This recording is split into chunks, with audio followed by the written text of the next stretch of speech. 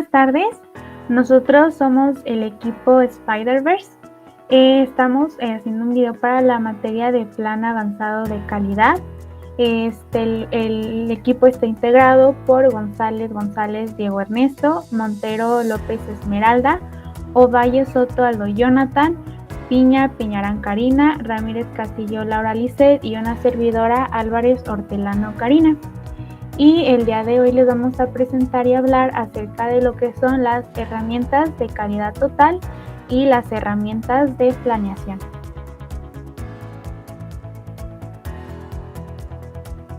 Y bueno, vamos a empezar con la primera herramienta de calidad total, que sería la hoja de control. Bueno, la herramienta de la hoja de control es bastante útil para registrar y compilar datos de manera sistemática con el fin de desempeñar en uno o varios procesos de actividades, y también a estas hojas se les conoce como hojas de comprobación, de verificación o de evaluación, y de esta forma pues tienes todos los datos debidamente organizados, puedes identificar fácilmente la causa de algunos errores y problemas y actuar con tiempo para eliminarlos y aportar algunas medidas o estrategias para optimizar lo que es el proceso. También tenemos que como objetivo que cumple una hoja de control, facilita lo que son la recolección de datos para poder identificar, analizar y corregir errores o defectos a tiempo. También está el organizar los datos de tal manera que puedan usarse e interpretarse con facilidad y con base en ellos establecer pues lo que son planes de acción o estrategias de mejora. Y también, por supuesto, garantizar y promover la mejora de la calidad y seguridad de los clientes y de los empleados. También se pueden cuantificar los defectos por producto, cuantificar por defectos en su localización, por alguna causa como serían con las máquinas o con los trabajadores, y para realizar un seguimiento a las actividades de un proceso. Y pues como esto es una puerta de entrada para otras herramientas de control de calidad, ya que sin datos pues no habría una solución, ahí también como la importancia. También tenemos lo que son los tipos de hoja de control.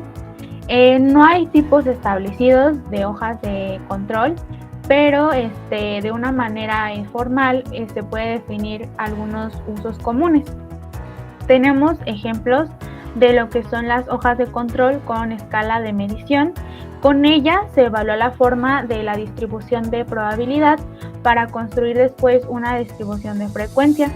Y en este tipo de hoja, como se ve aquí en el ejemplo, podemos clasificar la medición de alguna serie de categorías o parámetros, y además nos permite trazar límites de especificaciones. También tenemos lo que es la hoja de control de frecuencias. Con esta hoja se definen las categorías y se recogen datos anotando el número de veces que se presentan, y también la hoja de control con clasificación.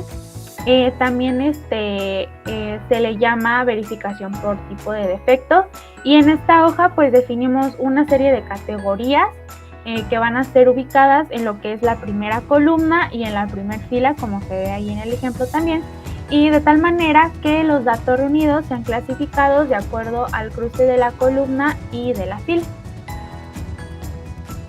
Bien, como la segunda herramienta de calidad tenemos el histograma. ¿El histograma qué es? Es la representación gráfica de la distribución de frecuencias de un conjunto de datos. Esto sirve mucho para interpretar cantidades grandes de datos y también intervalos que sirva para una audiencia que sea más fácil entender, ¿no? Porque a veces cuando tenemos muchos datos es muy complicado mostrarles hojas de control, mostrarles estadísticas tal cual, de por sí los números son fríos. Lo que hace este histograma es señalar el comportamiento de los datos, de las frecuencias, de las medias, para así tomar mejores decisiones. Entonces es útil cuando se tiene un amplio número de datos que es preciso organizar para analizar más detalladamente o tomar decisiones sobre ellos. Aquí hay unos conceptos relacionados al histograma. Primero está la variabilidad. es el campo de variación en los valores numéricos de una magnitud. Este hecho da lugar a que las características representativas del producto o servicio final presenten una determinada variación para poder comparar precisamente. La estratificación es la separación de un conjunto de datos en diferentes grupos o categorías de forma que los datos pertenecientes a cada grupo compartan unas características comunes que definen la categoría. El tercer concepto es el recorrido. Es la medida de la dispersión correspondiente a la diferencia entre el valor máximo y el valor mínimo de un conjunto de valores. El cuarto concepto son las clases, que son los intervalos en que se divide la característica sobre la que se han tomado los datos. El número de clases es igual al de barras de histograma. Y por último está la frecuencia de clase, que es el número de datos incluidos en cada una de las clases. Aquí están sus características. Aquí tomamos en cuenta que es un diagrama donde está el eje X y el eje Y. En el eje X tenemos el intervalo en los que están los rangos de datos, y la altura representa la cantidad de veces que aparece un valor dentro de ese intervalo. El patrón de alturas variables muestra la distribución de valores de datos. Aquí, como se ve en la imagen, podemos observar que hay una distribución normal, y también están los rangos, o sea, por ejemplo, las clases de 41 a 47, 48 a 54, y en el eje Y está el número de ocurrencias, la frecuencia, y esto nos da diferentes comportamientos en las barras que al final interpretamos para saber, dependiendo del contexto, cuál es la posible mejor solución para tomar una decisión. Y también el histograma tiene como objetivo que sea basado en hechos y no en opiniones. Debe ser exacta la gráfica del histograma. Hay que asegurarse de que la variabilidad de la medida en la recogida de datos no desvirtúe la variabilidad del proceso en estudio. Y si hay de repente como variaciones altas, es porque a lo mejor hubo un error en la toma de los datos. Y deben ser completos. Se debe registrar toda la información relevante asociada a la toma de datos, por ejemplo, máquinas, horas, empleados, etc., y en previsión de los diferentes análisis que puedan ser necesarios.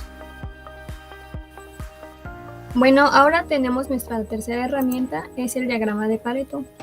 ¿Qué es? Bueno, es una gráfica que permite asignar un orden de prioridades para la toma de decisiones de una organización y determinar cuáles son los problemas más graves que se deben resolver primero. Y su finalidad es hacer visible los problemas reales que están afectando el alcanzar el objetivo de la empresa y así reducir sus pérdidas. ¿Quién lo creó? Bueno, fue enunciado por primera vez por el ingeniero, sociólogo, economista y filósofo italiano Wilfredo Pareto desde 1848 a 1923. ¿Cómo funciona su principio? Bueno, representa la regla 80-20, es decir, que en la mayoría de las situaciones el 80% de las consecuencias son debido al 20% de las acciones, o el 80% de los defectos de un producto se debe al 20% de las causas. En otras palabras, se puede decir que aunque muchos factores contribuyan a una causa, son poco los responsables de dicho resultado. Bueno, ¿cómo elaborar un diagrama de Pareto? Lo primero es selecciona qué aspecto vas a analizar. Bueno, esto es primordial porque determina cuál es el problema que está causando pérdidas, ya sea de tiempo, ventas, personal, entre otros.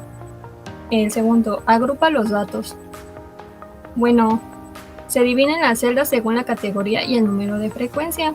En este ejemplo, la categoría son los más comunes que se observan en el sitio web y son unas quejas. La frecuencia es de un determinado número de clientes que se quejaron del problema. El tercer paso es ordenar los datos.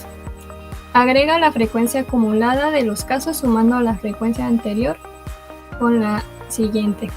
Bueno, aquí en el ejemplo ya está organizado por frecuencia, quedando más alto el atraso de entrega y como menor la cantidad de producto menor al pedido. Y en frecuencia acumulada para el atraso de entrega se pone igual, pero para el segundo el paquete dañado ya es su frecuencia 16 más la anterior, que es 20, da 36, y esto se hace con todos los demás. Paso 4. Añadir valores porcentuales. Este se calcula mediante la fórmula de frecuencia entre total de frecuencia por 100. Por ejemplo, el atraso de entrega sería 20 entre 70 por 100, da un igual de 29% aproximadamente. 5. Agregar los porcentajes acumulados. Bueno, este es igual que la frecuencia acumulada, se suma el porcentaje unitario anterior con el siguiente.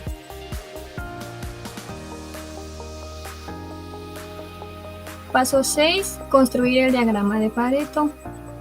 En el eje Y del lado izquierdo es la frecuencia de la ocurrencia del problema.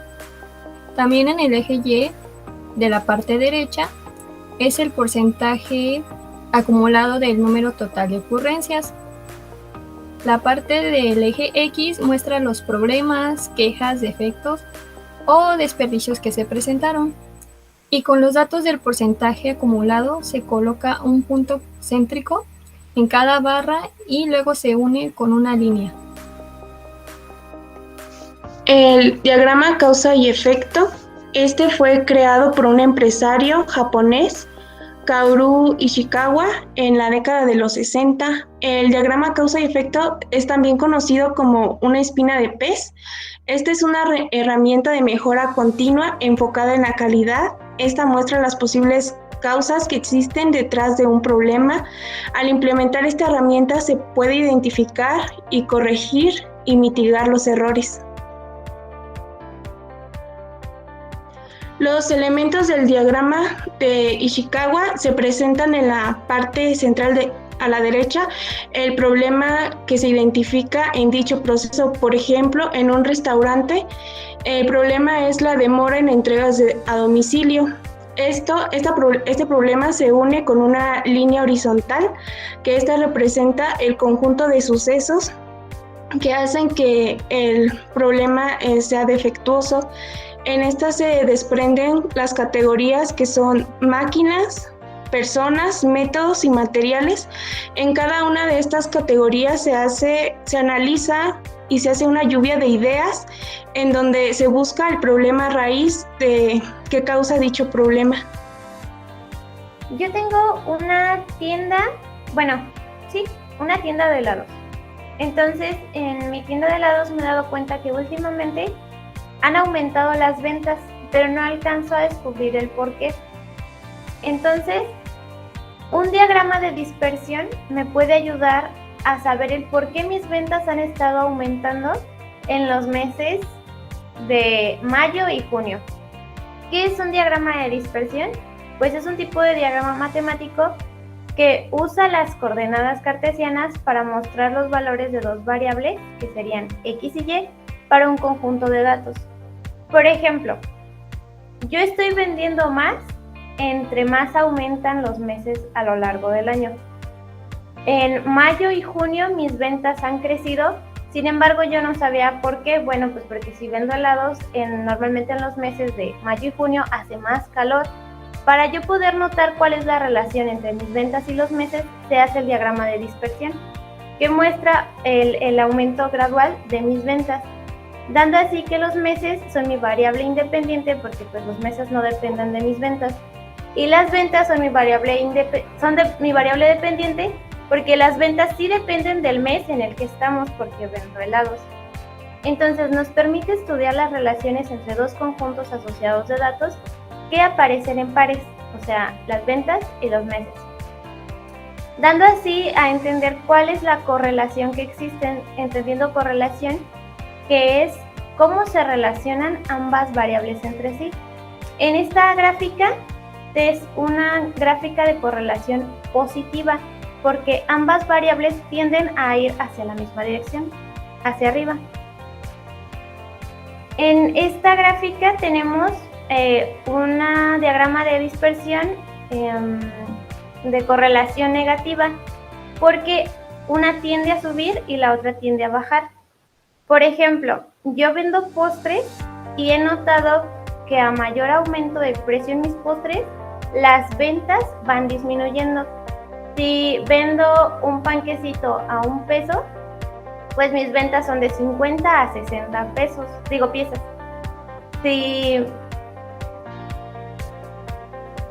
Si por ejemplo,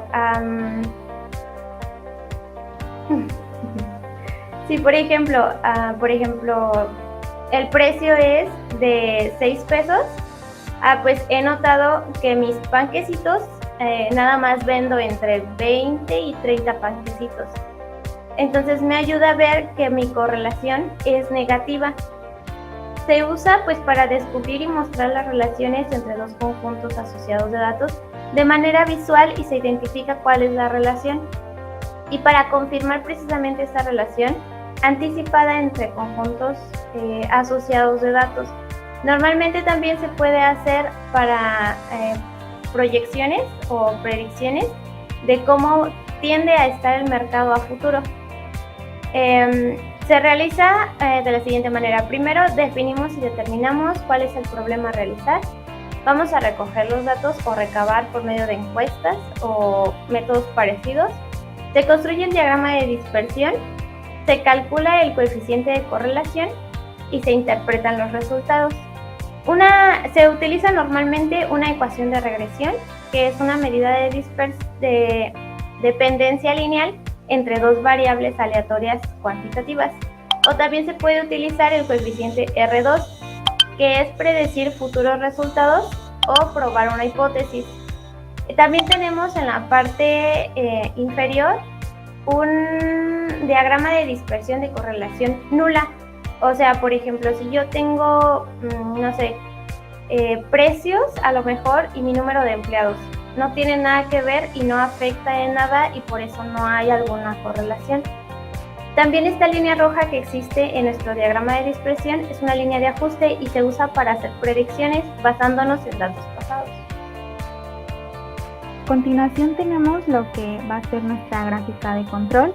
Y la gráfica de control pues es un diagrama que sirve para examinar si un proceso se encuentra en una condición estable o para asegurar que se mantenga en esa misma condición.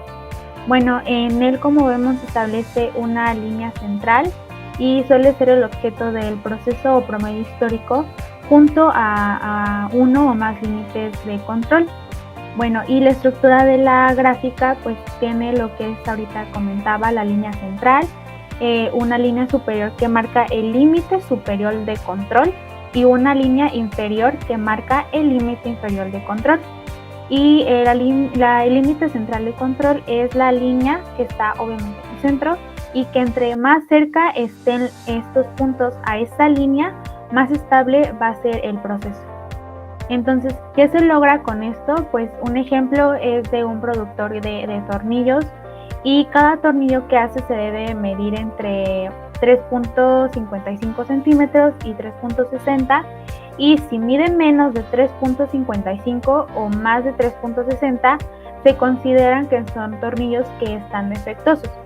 Entonces tú estableces tu límite de control superior en 3.60 y tu límite inferior en 3.55. Se van anotando lo que son las medidas de los tornillos que produces y también esto en diferentes horas del día para ver que todo esté en orden y después ves en tu gráfico de control si hay o no algunos tornillos que estén en su límite o otros que estén bien, entonces tú puedes ver si están por fuera de esos límites. También tenemos que los gráficos de control sirven para estabilizar un proceso cuando urge realizar algún ajuste en un proceso y si las mejoras en los procesos han tenido un buen resultado o no. Y de esta forma la persona que consulta todos estos procesos puede determinar si existe o no una variación en alguna característica de su producto o de su servicio. también apoyándose de la documentación del proceso que se va analizando. También tenemos las ventajas, que son representar la relación entre dos variables de forma gráfica y lo que hace más fácil visualizar e interpretar los datos, y también calculando la correlación de dos variables, y esto pues permite cuantificar el grado de relación entre ambas, así como su signo. También tenemos que lo que son los tipos de gráficos, y tenemos que son las gráficas de control por variables. Estas permiten estudiar lo que es la calidad de las características numéricas y permiten detectar lo que son pequeños cambios en la medida del proceso. Como vemos, hay de muchos tipos, por mencionar solamente una. Gráfica XR mayúscula, que son los promedios y rangos. También tenemos las gráficas XS, que son los promedios y desviación estándar. Y tenemos por otro lado lo que son las gráficas de control de atributos. Bueno, las gráficas de control por atributos, estas se utilizan para representar la evolución de características que no se pueden medir ni se pueden contar, y se trata de características que no pueden medirse, pero sin embargo hay que controlarlas, como por ejemplo un aspecto de alguna pieza.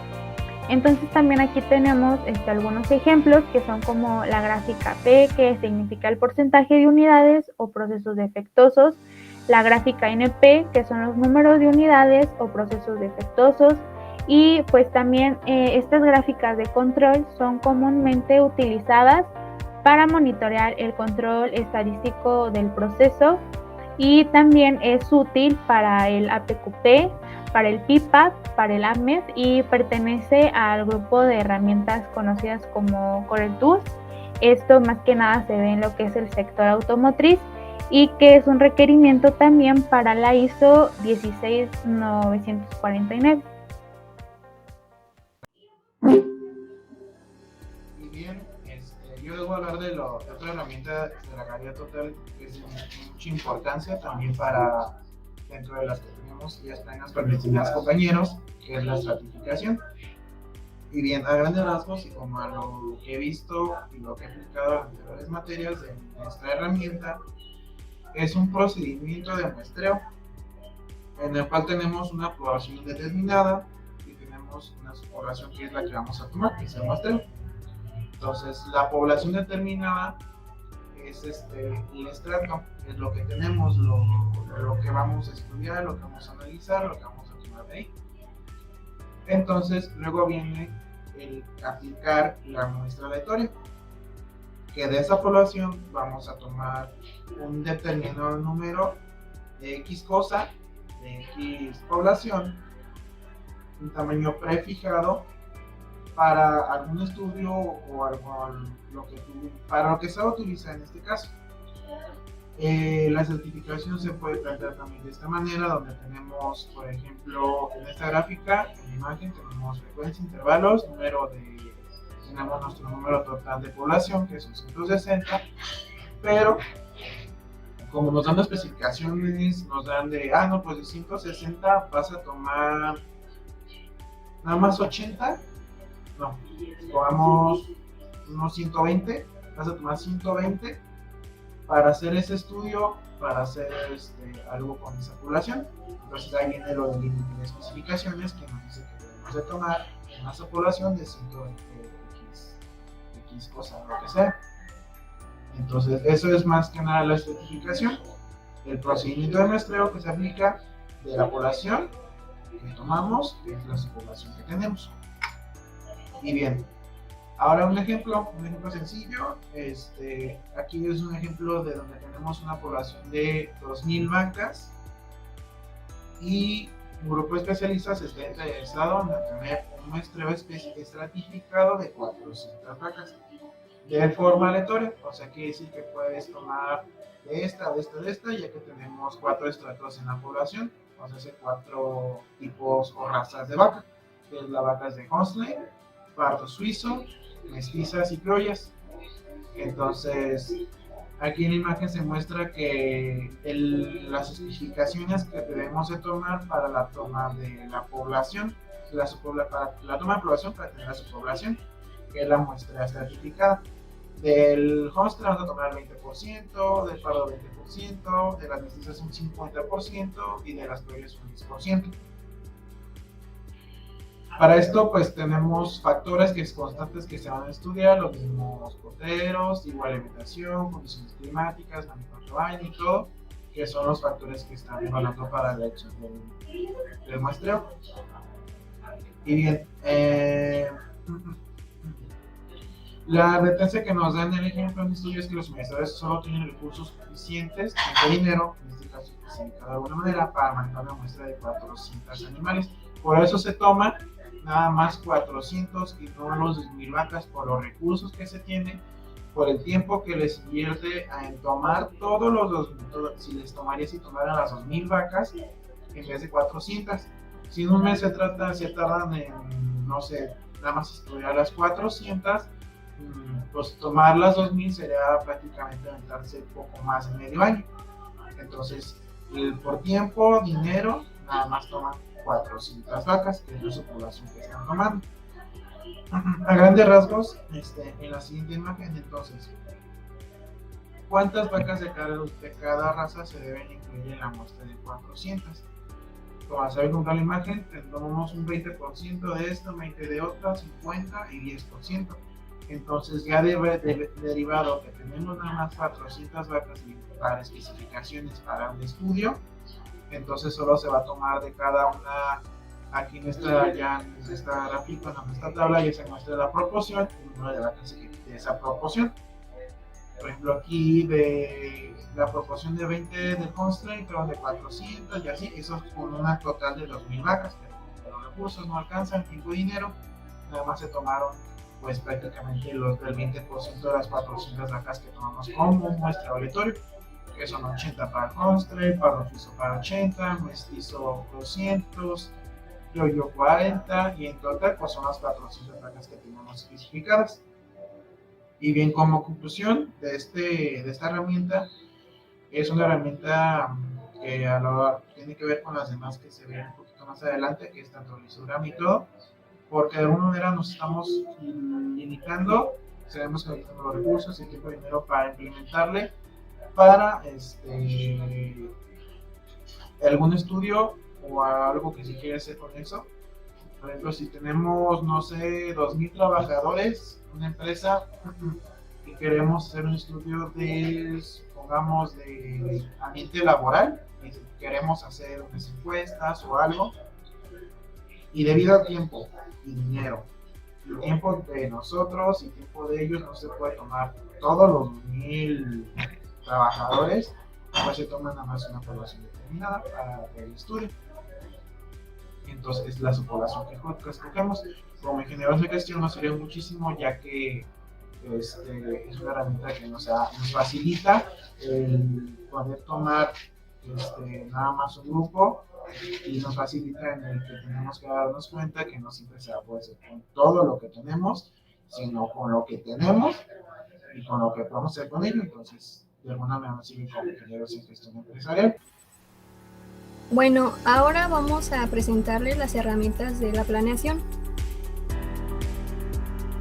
La primera son los manuales. Los manuales son textos utilizados como medio para coordinar y registrar información en forma sistemática y organizada, pero también pueden ser un conjunto de direcciones o instrucciones que se proponen guiar o mejorar la eficiencia de las tareas a realizar.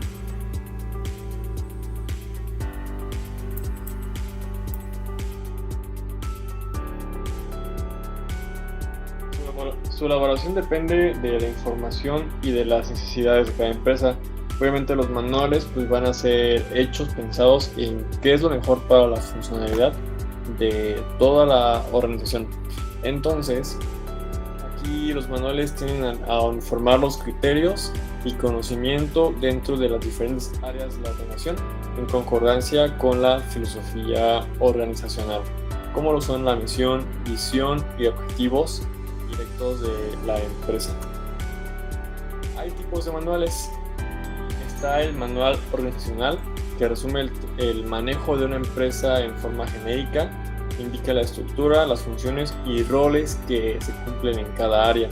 Está el manual departamental, que legisla y regula el modo en que deben ser llevadas a cabo todas las actividades de cada área. Está el manual de política, que determina y regula la actuación y dirección de una empresa en particular. Está el manual de procedimientos, que regula cada uno de los pasos que deben realizarse para emprender alguna actividad de manera correcta.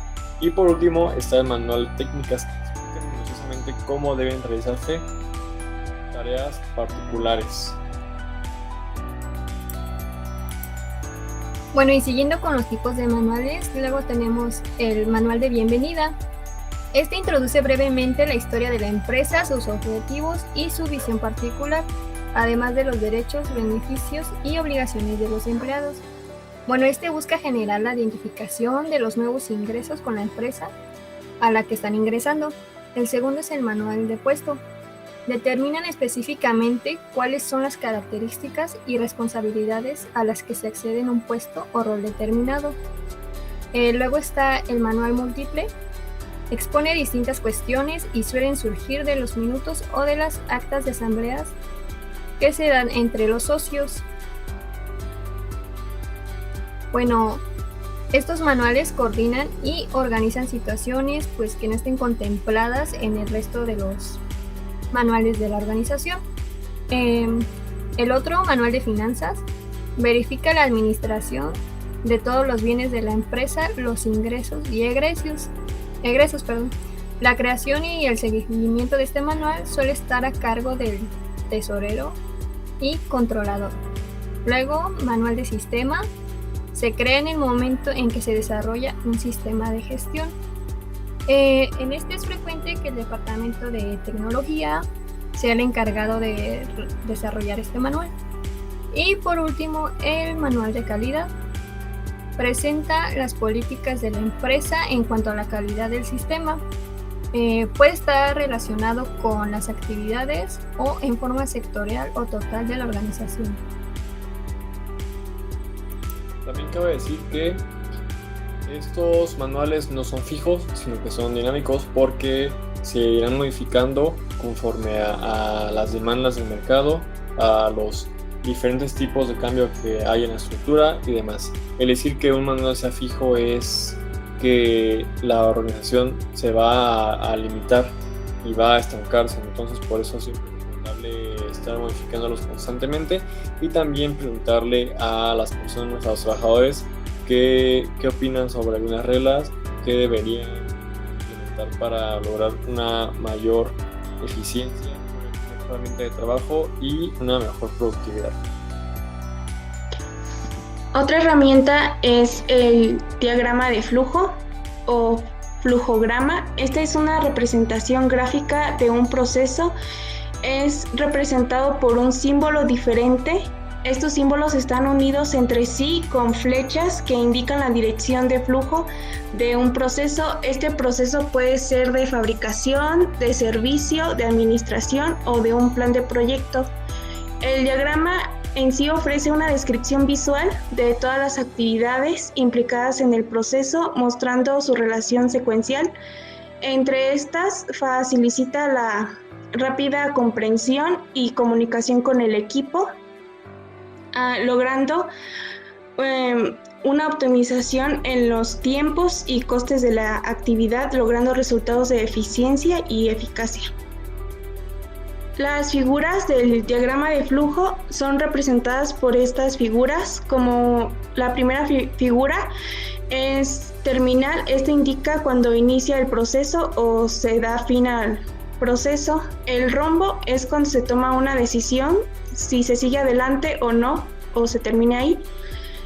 La siguiente es un multidocumento. Esta se realiza cuando hay un conjunto de documentos, por ejemplo, un expediente.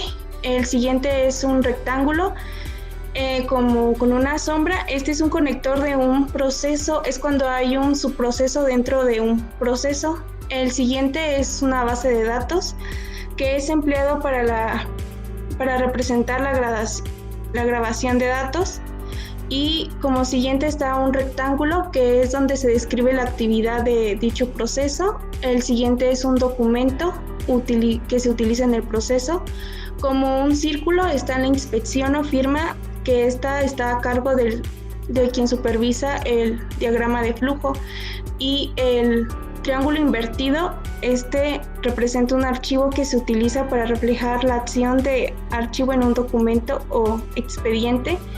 Y por último está la flecha, que esta es la que se encarga de unir cada uno de los símbolos según tome la dirección en el proceso. Ahora tenemos lo que es el análisis FODA, que es, pues es una herramienta de planificación estratégica. Está diseñada para realizar un análisis interno, que serían las fortalezas y debilidades, y uno externo, que serían las oportunidades y amenazas. Del lado izquierdo tenemos la estructura que normalmente se recomienda para realizar un análisis FODA, que es en la parte superior pues se colocan las dos cuadrantes que son internos y en la parte inferior los dos cuadrantes que son externos. De la parte izquierda se colocan lo que son de ayuda para alcanzar los objetivos de la empresa, como las fortalezas y las oportunidades. Y del lado derecho se colocan las que son aquellas que pueden afectar o áreas de oportunidad hacia los objetivos de la empresa, que son las debilidades y las amenazas. ¿Para qué nos sirve un análisis FODA? Bueno, sirve para desarrollar una estrategia de negocio que sea sólida a futuro y se enfoca a los factores que tienen mayor impacto en la organización.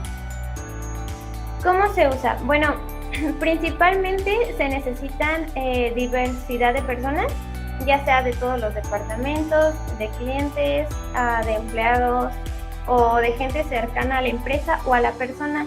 Se coloca en 4 cuadrantes diferentes y necesitamos que pues tengan distintas perspectivas. El procedimiento pues es hacer una lista que contenga información real y actual, preferentemente que sea el mismo número de fortalezas, debilidades, oportunidades y amenazas. Pues lo interno, como ya lo dije, son fortalezas y debilidades y puede ser de producción, de marketing, de finanzas, de personal y organización. Por ejemplo, las fortalezas son atributos o destrezas y puede ser que tu personal esté bien capacitado.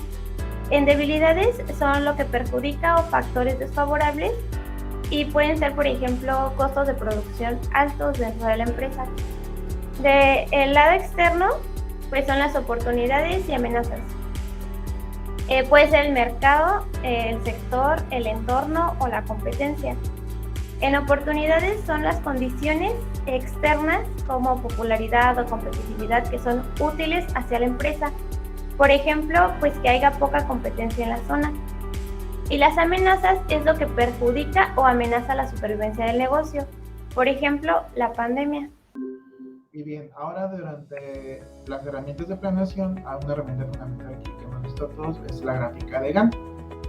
En la imagen se describe que tenemos varias actividades, varias tareas, y durante esas tareas vamos a plantear para una gráfica de Gantt nos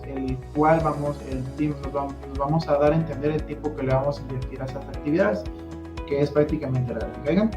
Es una herramienta gráfica que el objetivo principal es exponer el tiempo dedicado a estas actividades o tareas a lo largo de un tiempo determinado total.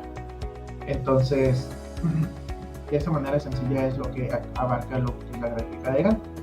Digo, el diagrama de Gantt. Y bien, como ejemplo, yo tomé lo que es la secuencia de actividades para la elaboración de manuales de procedimientos para la empresa, que son los manuales que vimos anteriormente. Tenemos 2 actividades en las cuales vamos a implementar un tiempo de un mes. Aquí está establecido durante el mes de mayo, de unos 31 días. Y durante esos 31 días le vamos a invertir un cierto tiempo. Aquí no dice el tiempo que le vamos a invertir al día, pero también se puede especificar de alguna manera. Y más que nada vienen las actividades, que son las actividades. Empezamos con una recolección de datos de la empresa donde vamos a hacer el manual. Y eso abarca prácticamente 3 días, que es del 1, 3, 4 de mayo. Y después viene lo que es la primera visita de la empresa, entrevistas, funcionarios y gerente, que son las actividades. Aquí si se pueden dar cuenta, si puede dar cuenta, tenemos dos actividades que de alguna manera chocan en el mismo día, se pueden hacer en el mismo día. Independientemente de que sea el mismo día y todo, sí se invierte un poco más de tiempo, pero de alguna manera van por el mismo objetivo.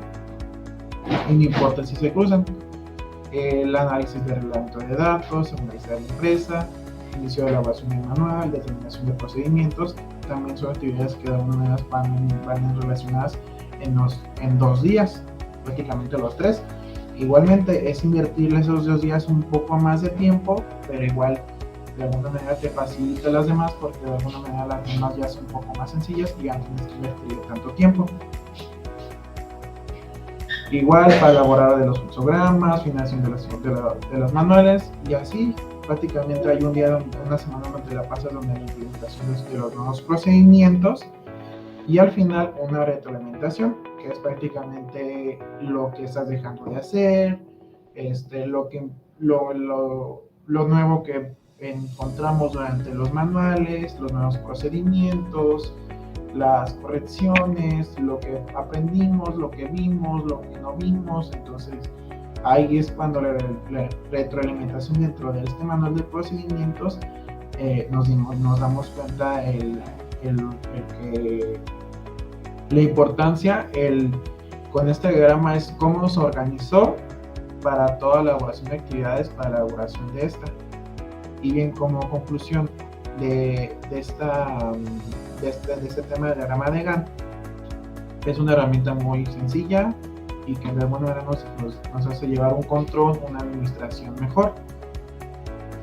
Es una herramienta que hemos visto nosotros como ingenieros, próximos ingenieros de gestión, hemos visto durante toda la carrera, y que también es aplicable para nuestra vida, no solamente para procedimientos de manuales, sino también para nuestra vida, para cualquier situación que estemos pasando, que si quieres hacer ejercicio, que quieres hacer ciertas actividades.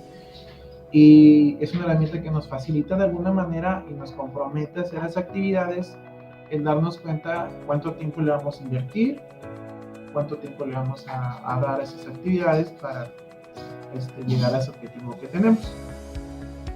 Y como conclusión en general sobre todas las herramientas, tanto de calidad total como herramientas de planeación, todas son muy importantes. Unas van enfocadas a otra cosa, las herramientas de calidad total enfocadas a la calidad, y las herramientas de planeación de administración y planeación.